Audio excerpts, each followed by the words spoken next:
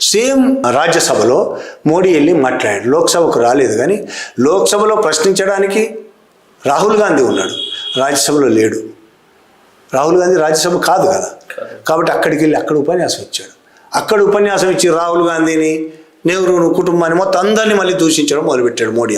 అక్కడ కూడా అంటే మోడీ స్పీచ్కి వ్యతిరేకంగా ఖర్గే, కాంగ్రెస్ అధ్యక్షుడు ఖర్గే, ఇతర పక్షాలు సీరియస్గా మాట్లాడినాయి. నరవణే రాష్ట్ర పుస్తకాన్ని గురించి కూడా ఖర్గే ఎత్తబోతే అక్కడ కూడా స్పీకర్ మళ్ళీ అడ్డుకున్నాడు. అంటే నరవణే పుస్తకానికి సంబంధించి మాట్లాడకుండా, ప్రపంచానికి తెలియకుండా ఉండడానికి ఎంత ప్రయత్నం చేయాలో స్పీకర్ నుంచి కింది దాకా బీజేపీ వాళ్ళు ప్రతి ఒక్కరూ ప్రయత్నం చేశారు. మోడీ కూడా ఆ నరవణే రాసిన పుస్తకంలోని ప్రశ్నలు ఎదుర్కోవడం చేతగాక రాహుల్ గాంధీ నుంచి లోక్సభకు రాలేదు. నిజంగానే దాడి చేస్తే అడ్డుకోలేనంత పరిస్థితుందా? ఒకవేళ నిజంగానే దాడి చేస్తారో అనుకుందాం. మరి మోడీ ధైర్యవంతుడు, బలశాలి అంటే 56 ఇంచులు 56 ఇంచుల మోడీ, 56 ఇంచుల మోడీ ఒక్కడే కాదు, ఆయనకు అనేక మంది, వందల మంది ఆయన బీజేపీ మంత్రులు ఉన్నారు, ఎంపీలు ఉన్నారు. వాళ్ళందరూ తలుచుకుంటే కాంగ్రెస్ వాళ్ళని చిత్తు కొట్టగలరు. అక్కడనే కొట్టడం అనేది అవుతే మరి ఎందుకు ఆ విధంగా మహిళా ఎంపీలు మోడీ లేకముందే అక్కడికి ముందుకు వెళ్ళారు, నిరసన తెలుపుతూ వెళ్ళారు. మోడీ ఉంటే మోడీని కొట్టేవాళ్ళు అనేది వీళ్ళ భావన. మోడీని కొడితే వీళ్ళు ఊరుకుంటారా? పోలీసులు ఊరుకుంటారా? పార్లమెంట్లో ఉన్న ఎవ్వరు ఊరుకునే పరిస్థితి లేదు కదా.